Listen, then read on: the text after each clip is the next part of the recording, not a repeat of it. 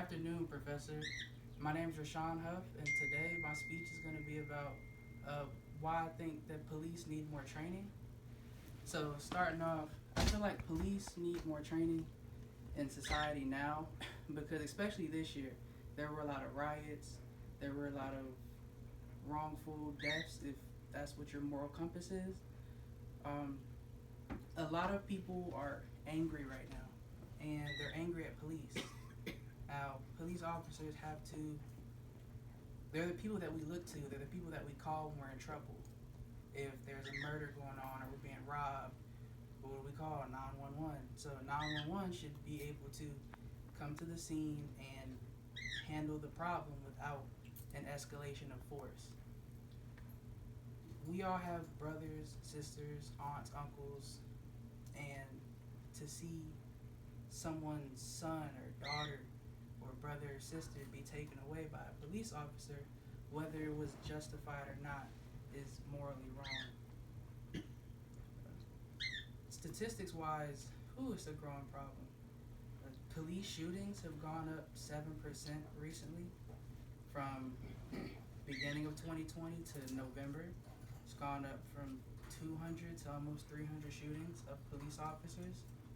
And they have families too. They have to get back home. So it's a problem on both sides. That was stated by Statista.com. It's a website that I used that showed all the statistics. And while the white or Caucasian race has more shootings, that's because that they have 5 or 6 times higher population in the United States. But black and minority groups are being shot and injured and victims of police brutality more based on population size. One really good tactic that I liked, it was called crisis intervention teams. So basically, what this was within the police department. They would have the regular officers that were dispatched to the scene, but they will also have another unit that was dispatched to the scene too, for that was more trained better for the situation. They could recognize mental illnesses. They were there to keep everybody calm and to de-escalate the situation. Because as we see a lot, especially with social media, a lot of police don't know how to de-escalate or keep calm when they're the ones who should be able to keep calm and keep the situation under wraps. Now, the training, they don't go through much training at all for mental illness. It's about 8 to 12 hours. That's a day. That's a work schedule for one day, and that's not enough information or time for police officers to learn how to recognize symptoms, behaviors, if someone's intoxicated, or whether or not that's just a condition or a mental illness that they have. That's just it's not enough time. And so we see a lot of the times police officers, they feel threatened or they feel that the person is non-compliant when realistically that person has no control over, they have some control but not to that extent to where they're able to follow directions like autism. A lot of cases where police are called is because there's this autistic person and they struggle with social cues and physical body language and authority figures. So that's a big issue, especially with autism.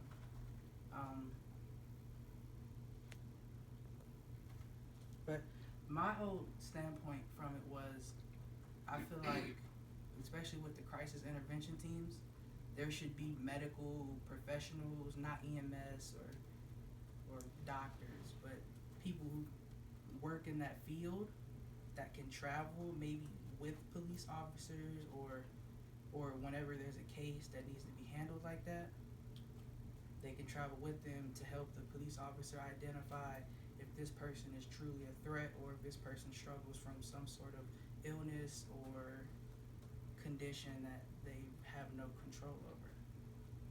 Now, so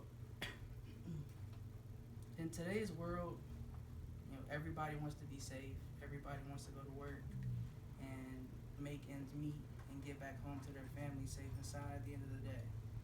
They should not have to worry about getting pulled over by an officer or going to a traffic stop and being, you know, whether it's racially profiled or, you know, their car is too nice for what they look like, or, you know, they're acting suspicious because they're nervous. That shouldn't be a reason for a cop to feel as if he has more power than what he actually has. And on the police side, you know, they're on pins and needles every day too. They don't know what they're gonna encounter. So both sides kind of have to figure out a way to stay calm, because at the end of the day, they both have families to get home to. And I really just want people to realize that, you know, not every cop is a bad cop, but you know, everybody has that fight or flight instinct, and that can force them to make a bad decision, which could cause a whole thing of hurt like we've seen multiple times throughout the years. And for this country to be a better country, we have to start with ourselves. We can't look in Saudi Arabia or Africa or Asia. It has to start in our own backyard. So I just want to thank you for allowing me to do this speech, and are there any questions? Very good. Question? Patty.